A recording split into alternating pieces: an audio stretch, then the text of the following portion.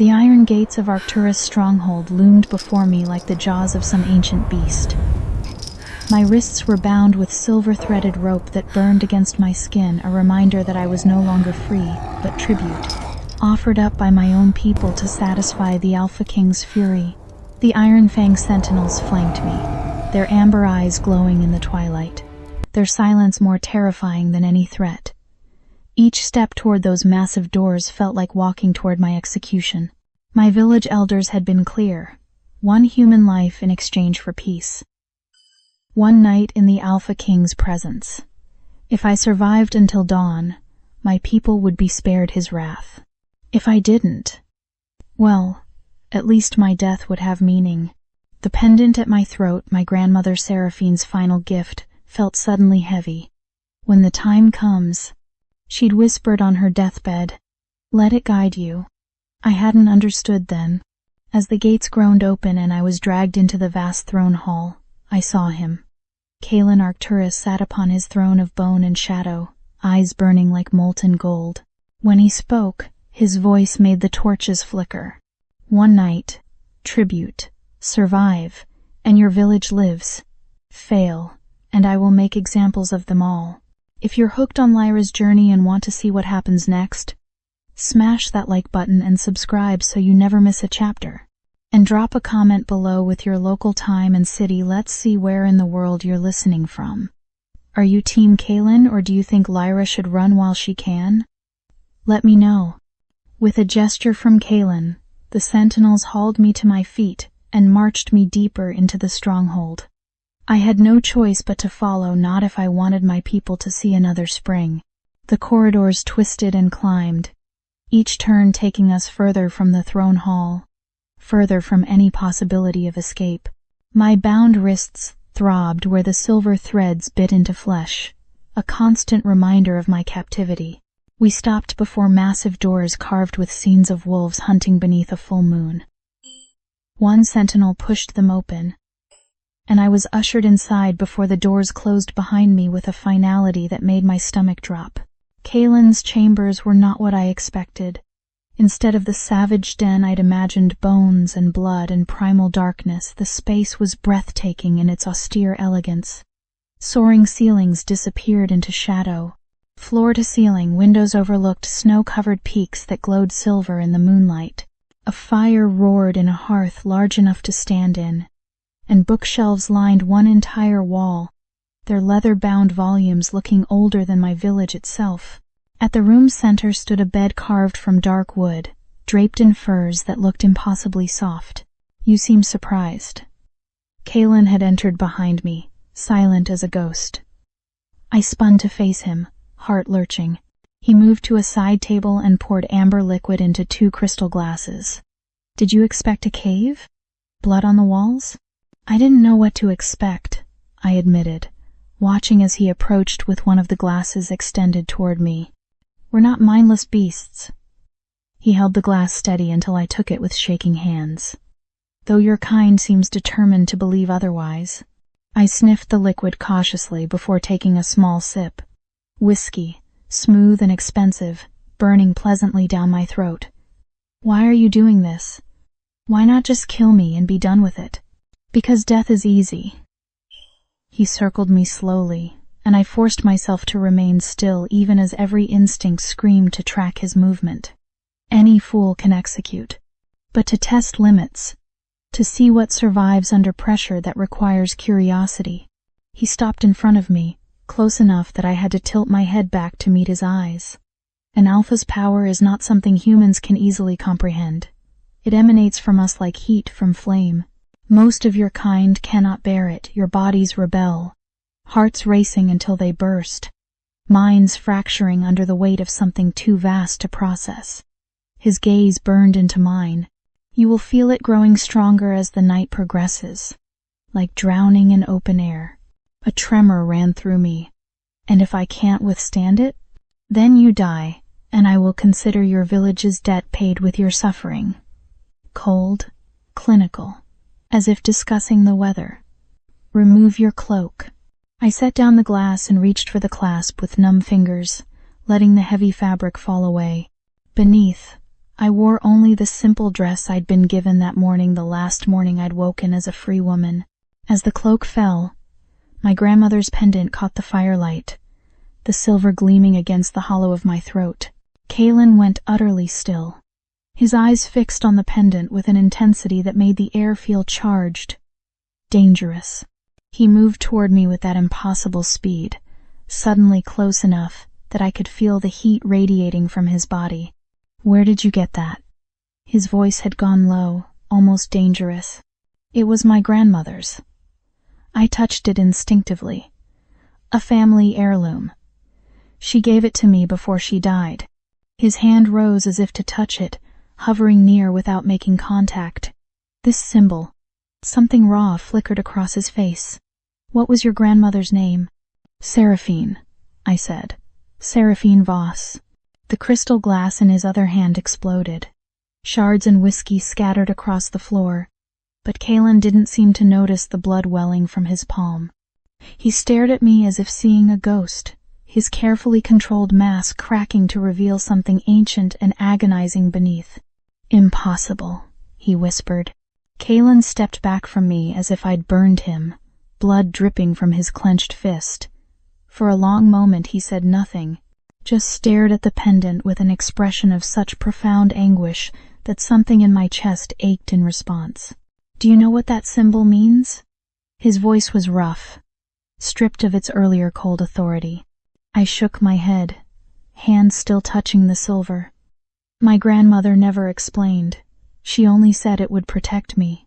A harsh laugh escaped him, bitter and broken. "Protect you?" "Yes. I suppose she would believe that." He turned away, moving to the fire, his broad shoulders tense. "That mark identifies you as guardian-born. An ancient bloodline, humans who once lived in harmony with our kind, who protected the secret of our existence from those who would destroy us." My breath caught. "I don't understand." "Of course you don't." He braced his hands against the mantel, head bowed. "The guardians were honored among the packs, sacred, even.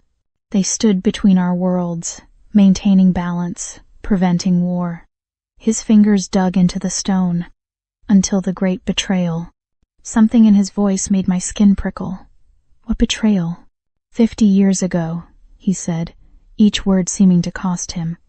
"I was newly crowned Alpha King, young, idealistic, foolish enough to believe that love could bridge the gap between species." He turned to face me, and the naked pain in his eyes stole my breath. "I was bound to a guardian. Seraphine. We were to be mated, an alliance that would have secured peace for generations. The world seemed to tilt beneath my feet. You knew her. I loved her." The words came out like a confession, like something torn from deep within. And then came the night of blood.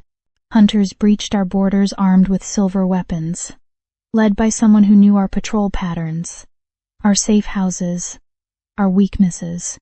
They slaughtered half my pack before we could mount a defense. Horror washed through me. The hunters were led by Rowan Voss, Seraphine's brother. His jaw clenched. We found his body among the dead, and all evidence pointed to guardian involvement. Maps of our territory, schedules, secrets that only Seraphine could have known. He moved toward me, and I saw decades of rage and grief warring in his expression. I believed she had betrayed me, betrayed us all. "No." The word emerged as barely a whisper. "My grandmother wouldn't." I didn't give her a chance to explain. The admission seemed to physically pain him. I was young and wounded and consumed by rage. I banished every guardian, every human with knowledge of our ways. I burned the alliance to ash and salt. His eyes found mine. I banished her, the woman I had sworn to protect, to cherish. I cast her out and told her if I ever saw her face again, I would end her life myself. Tears burned my eyes as understanding crashed over me. The pendant, grandmother's cryptic final words, the accidental trespass that had delivered me here as tribute. She sent me, I breathed. This wasn't chance. She knew. Kalen's expression twisted with something between hope and agony. For 50 years I've carried this wound, believing I was betrayed by the only woman I ever loved. And now you appear, wearing her mark, speaking her name." His hand rose toward my face, but stopped short, trembling. "Tell me, Lyra Voss, did Seraphine ever speak of me? Did she curse my name with her dying breath, as I deserved?" "She never spoke of you," I said softly, watching pain flash across his face. "But there was a sadness in her, a wound that never healed. I always thought it was grief for my grandfather, but there was no grandfather, was there?" Kalen turned away, moving to the windows that overlooked the moonlit peaks. "No," he said quietly, "there wasn't." As the night deepened, I began to understand what he'd meant about an alpha's power. It started subtly, a pressure against my skin, like standing too close to a bonfire. But as the hours crawled past, it intensified. The air itself seemed to thicken, pressing against my lungs with each breath. My heart raced, faster and faster, until I was certain it would burst. Yet I remained standing. Kalen watched me from across the room with something like wonder darkening his features. "You should be on your knees by now," he murmured, gasping, begging for mercy. "Should I?" I managed through gritted teeth. The pressure was immense. Yes, crushing, but beneath it, I felt something else. A recognition, as if my blood knew his power and rose to meet it rather than flee from it. "Guardian blood," he said, as if reading my thoughts. "It's the only explanation. Your grandmother's legacy runs deeper than either of us knew." We talked through the long hours of darkness. He told me of the pack he'd lost, the weight of carrying their deaths, the terrible certainty that love was a weakness he could never afford again. I spoke of growing up in my grandmother's shadow, feeling ordinary and unremarkable, never understanding the secrets she carried or why she sometimes stared at the mountains with such longing. "She was protecting you," Kalen said, "from this world, from me, or preparing me for it," I countered. Exhaustion finally claimed me near midnight. I hadn't meant to sleep, didn't think I could with his presence filling the room like a storm, barely contained, but my body gave out. I collapsed onto the edge of the massive bed, and darkness took me. I dreamed of my grandmother's cabin. She sat in her rocking chair by the fire, younger than I'd ever seen her. Blonde hair untouched by gray. Her fingers worked at some intricate needlework, and when she looked up, her eyes held mine with fierce love. "You were never a sacrifice, child," she said, her voice clear as bells. "You were always the answer." "I don't understand," I whispered. "He needs you as much as you need him. Two halves of a broken whole." She smiled, sad and knowing. "I couldn't heal what was destroyed. But you can. You were born for this, Lyra. Born to stand where I could not." The dream dissolved like smoke. I woke with a gasp to find the room darker. The fire burned low. Kalen stood at the windows, but something was wrong. His shoulders were rigid, his hands braced against the glass so hard I heard it creak. When he turned his head slightly, I saw his eyes had changed, no longer amber but burning gold, pupils elongated and feral. "You need to stay where you are." His voice was deeper, rougher, barely human. "The wolf wants out, and your scent," he growled, a sound that resonated in my bones. "Honeysuckle and starlight, and something older, something that calls to me in ways I cannot control." I should have been terrified. Every rational part of me screamed to press myself against the far wall, to make myself small and unthreatening. Instead, I found myself standing, moving toward him. "Lyra, don't." His warning dissolved into a snarl as I stopped just behind him, close enough to feel the heat radiating from his body in waves. "She sent me here for a reason," I said quietly. "Maybe it's time we both stopped running from it." Dawn broke over the mountains in shades of rose and gold, light spilling through the windows to chase away the shadows. I stood at the glass, watching the sun climb higher, feeling the pressure that had pressed against me all night finally begin to ease. Behind me, Kalen remained silent, but I could feel his eyes on me. "You survived," he said finally, and there was something in his voice I couldn't quite name. Surprise, perhaps, or relief. I turned to face him. I did. He looked different in the morning light, less like the terrifying Alpha King who had threatened my village, and more like a man who had endured a long, painful night. The gold had faded from his eyes, leaving only amber, and the rigid tension had drained from his shoulders. "Then the terms are met.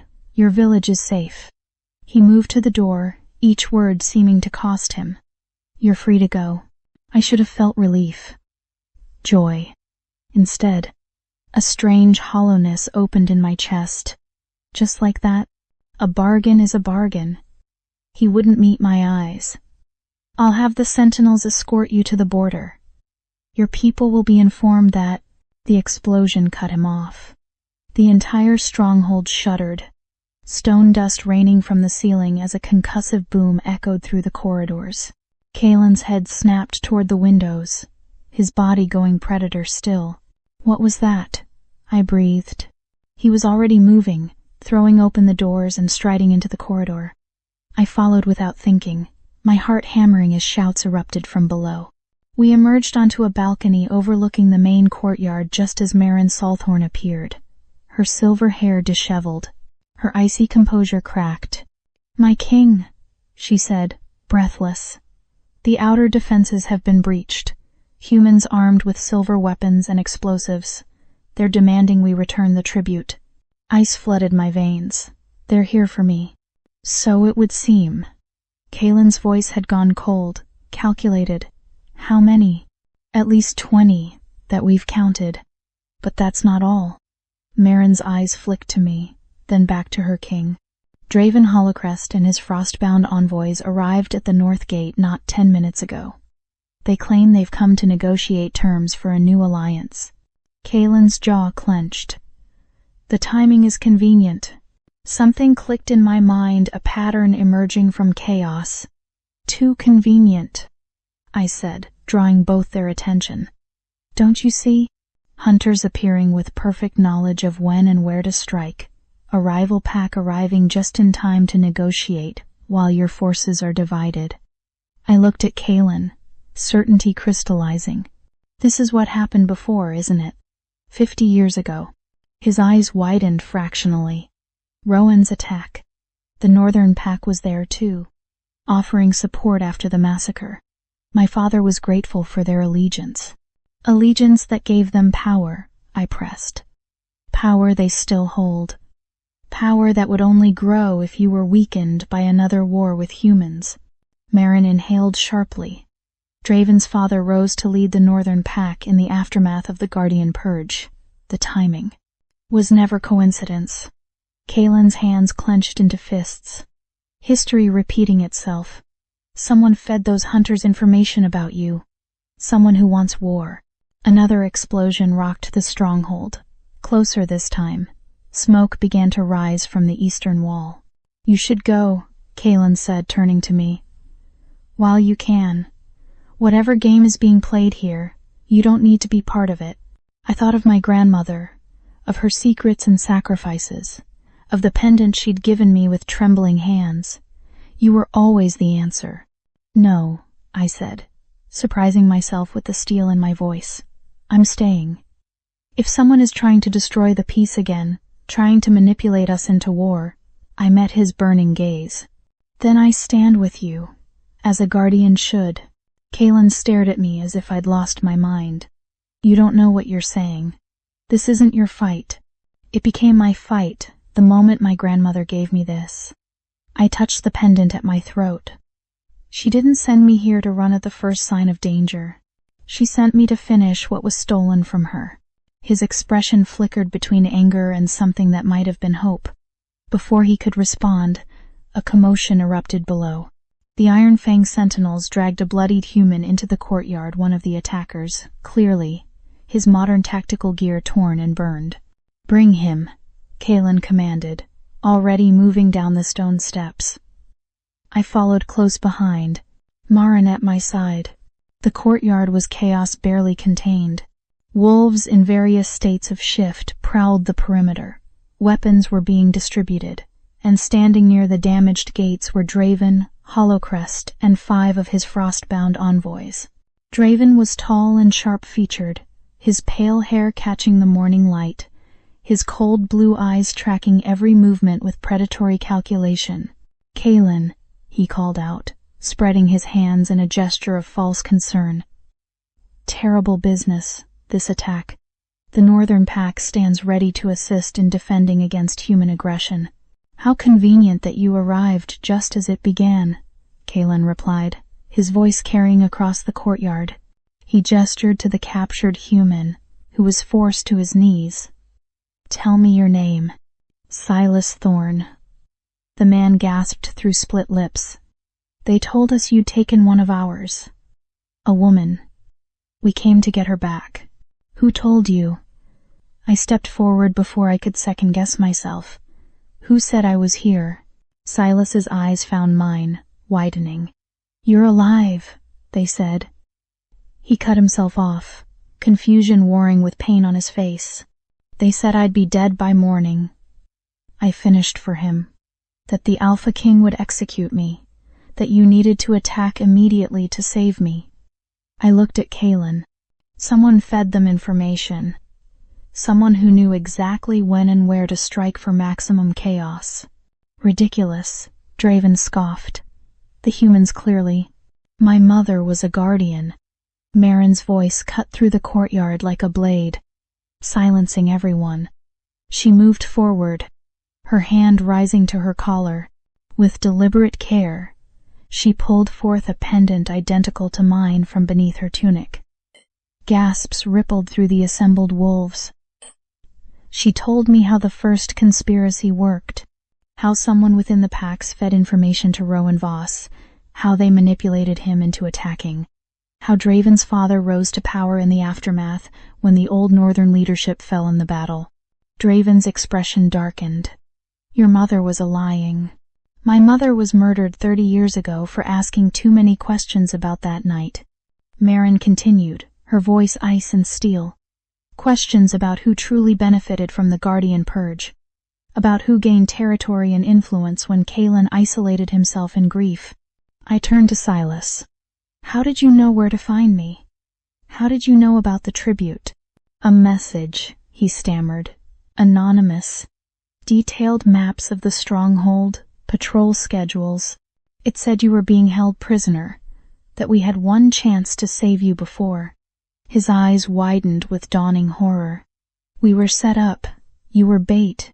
Bait to draw out Kaelin's forces," I said, the pieces falling into place, "to make him look weak, to give cause for war." I looked at Draven directly. "And you arrived just in time to offer support, to position yourself as an ally while undermining his authority." Kaelin's eyes blazed gold. The same pattern, the same manipulation. Only this time, I see it clearly. Draven's mask of concern finally cracked, revealing cold calculation beneath. "You've grown soft, Kaelin, keeping humans as pets, entertaining their delusions of importance. The packs need strong leadership, not a king haunted by old ghosts." "Careful," Kaelin growled, power rippling off him in waves. "You tread on dangerous ground." "Do I?" Draven smiled, sharp and vicious. "Prove me wrong, then. Prove you're still worthy of that throne."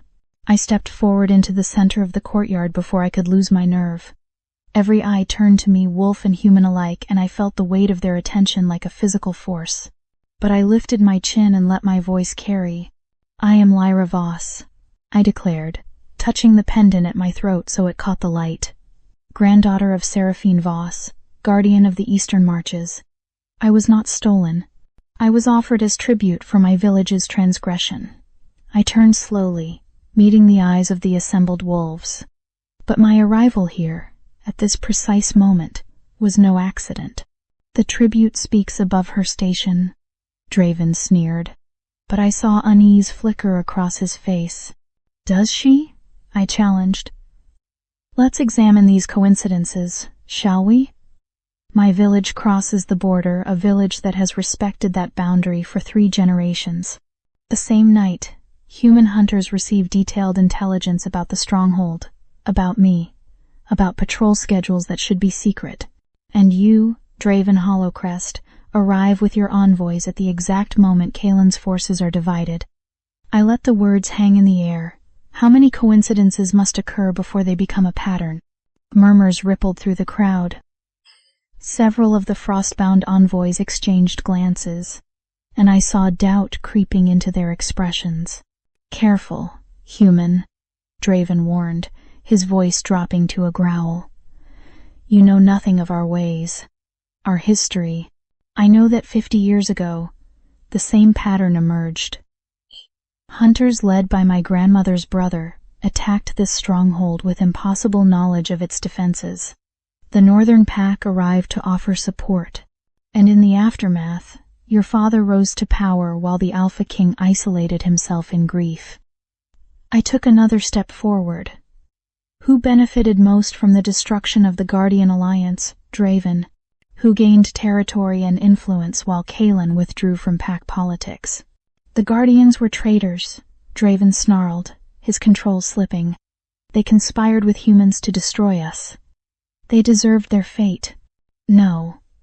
Marin's voice rang out clear and cold. She moved to stand beside me, her pendant gleaming silver in the morning light. The Guardians were betrayed, not betrayers. My mother spent decades uncovering the truth before she was silenced for it. Gasps echoed through the courtyard. Even some of Kaelin's own wolves looked shocked. 2 Guardians, an older wolf muttered. I haven't seen those marks in half a century. Because they were hunted down, Marin continued, her icy composure concealing the rage beneath. Systematically eliminated by those who feared what they represented balance between our species. Peace that would diminish the power of those who profit from conflict. I looked directly at Draven. You don't want peace. You want war. You need humans to be the enemy so you can position yourself as the strong leader, the one willing to do what Kaelin supposedly won't. I gestured to Silas, still kneeling bloodied on the stones. You fed information to desperate humans, turned them into unwitting pawns, just as your father did with Rowan Voss. Lies, Draven spat. But his envoys were backing away from him now, their expressions uncertain. Kaelin moved to stand with us, his presence a wall of power at my back. The girl speaks truth. I was too young, too blinded by grief to see it 50 years ago. His voice carried the weight of absolute authority. I will not make that mistake again. Draven's face contorted with rage. You've grown weak, Kaelin. Seduced by a human wearing a dead woman's trinket, the packs deserve better. Then challenge me, Kaelin said quietly, dangerously. Invoke the old right. Let us settle this the way our ancestors did. A terrible smile spread across Draven's face. Gladly. The courtyard cleared in seconds, wolves and humans alike backing away to form a wide circle. Ancient law was being invoked, the kind that predated civilization, that ran in blood and bone. 2 alphas. One would walk away. One would not. Kaelin shed his coat, then his shirt, revealing the scarred landscape of his torso. Across from him, Draven did the same, his pale skin unmarked, untested. They circled each other, and I saw the moment the transformation began. It wasn't like the stories. There was no dramatic pause, no Hollywood theatrics. One moment they were men, and the next their bodies were twisting, reshaping with sounds that made my stomach turn. Bones cracked and reformed, skin rippled as fur erupted across flesh. In heartbeats, 2 massive wolves stood where men had been. Kaelin was midnight incarnate black fur that seemed to swallow light, amber eyes burning like embers in shadow. He was larger than I'd imagined possible, easily the size of a horse, muscles coiled with lethal power. Draven was his opposite, silver white and savage, blue eyes cold as winter ice. Smaller, but built for speed, for vicious strikes. They launched at each other with no warning. The impact shook the ground. Jaws snapped, claws raked, and the courtyard filled with snarls that resonated in my chest.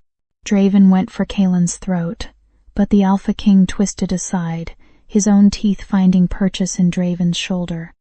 Blood impossibly red against white fur sprayed across ancient stone. Draven wrenched free with a howl and countered with a strike to Kaelin's flank.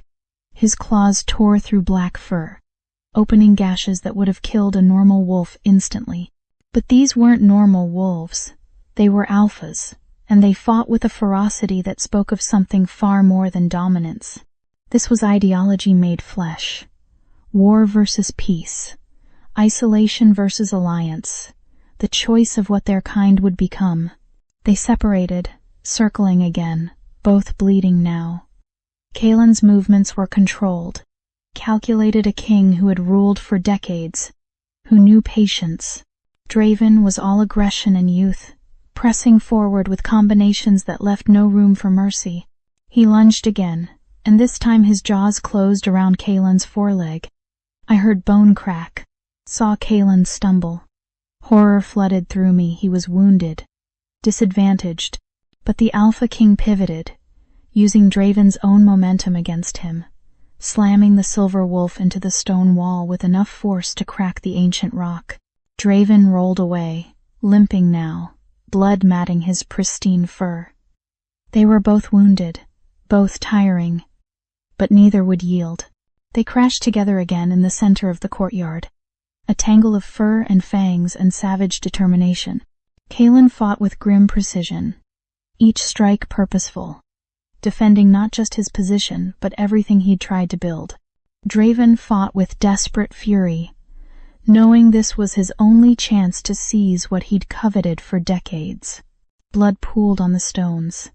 Ancient blood, alpha blood, soaking into the same ground where wolves had fought for centuries. The crowd had gone utterly silent, transfixed by the primal display before them. Kaelin's injured leg gave slightly, and Draven saw the opening. He went for the killing strike, jaws aimed at the throat, the vulnerable junction where life pulsed close to the surface. It would end here, in this moment, and the future of two species would be decided by which alpha's teeth found their mark first.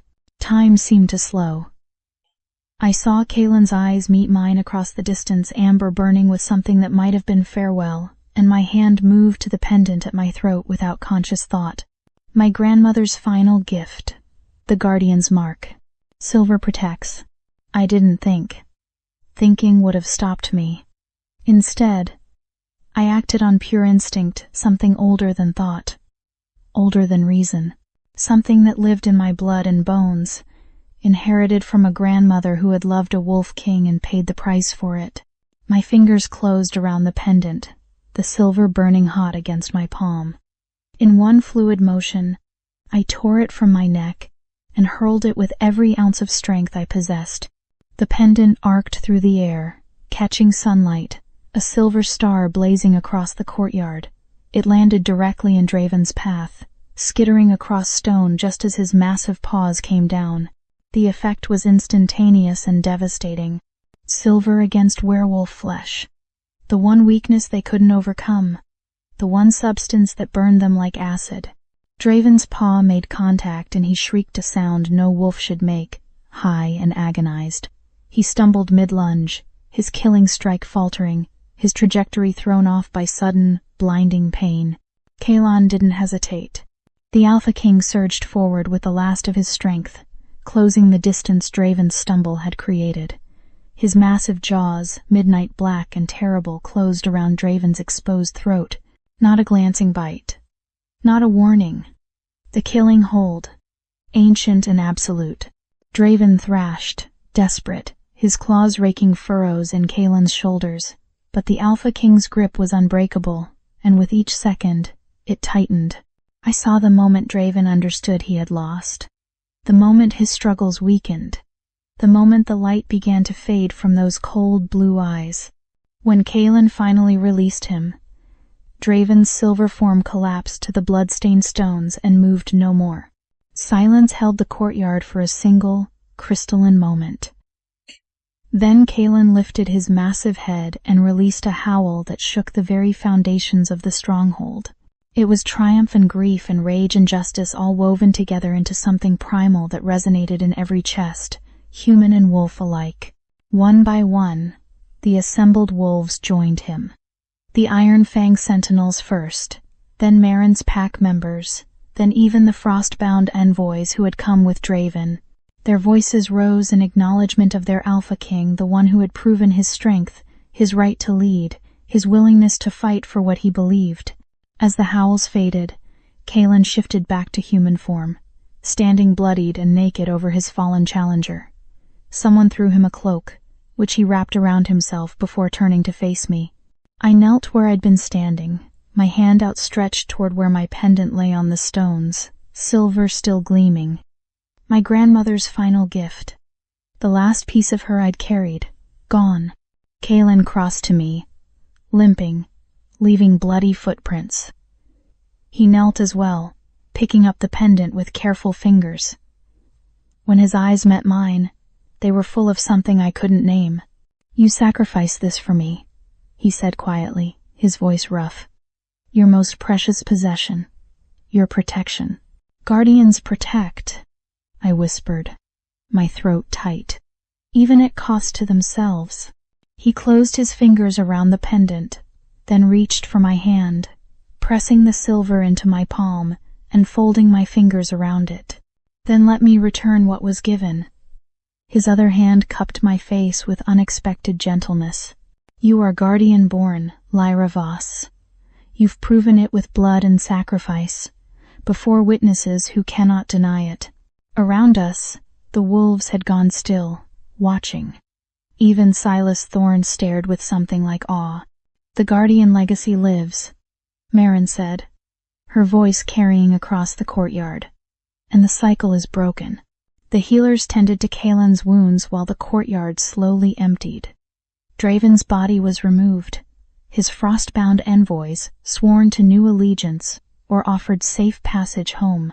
Silas Thorne and the other captured humans were released with messages for their settlements. The Alpha King sought no war with those who had been manipulated into attacking. As dawn gave way to full morning, I found myself alone with Kalen in his chambers once more. He stood at the windows, freshly bandaged, staring out at the mountains where this had all begun just one day ago. One impossible, life-altering day. "The bargain is fulfilled," he said without turning. "You survived the night. Your village is safe. The debt is paid." He paused, and I heard the weight in his silence. "You're free to go, Lyra. Back to your people, your life. Everything you had before." I moved to stand beside him, looking out at the same peaks. "Is that what you want? For me to leave?" "What I want is irrelevant." His voice was carefully controlled. "You came here as tribute, as sacrifice. I won't compound that injustice by holding you against your will." "And if I choose to stay?" He turned to face me then, amber eyes searching mine with an intensity that stole my breath. "Why would you? You've done what your grandmother asked, delivered her forgiveness, helped me see the truth. You don't owe me anything more." "No," I agreed softly. "I don't owe you, but that's not why I'd stay." I touched the pendant at my throat returned to me, precious and whole. My grandmother spent 50 years preparing me for something, teaching me to track, to move silently, to understand the forest and its creatures. She gave me this mark and told me to let it guide me. I met his gaze directly. She didn't send me here to deliver a message and leave. She sent me to finish what was stolen from her, to stand where she could not. "Lyra, I was never meant for an ordinary life, Kalen. I see that now. Every lesson, every story, every cryptic warning, she was preparing me to be what she couldn't be, a guardian, a bridge between our worlds." I stepped closer, not as tribute, not as prisoner, but as choice. Something raw and vulnerable flickered across his face. "You don't know what you're asking.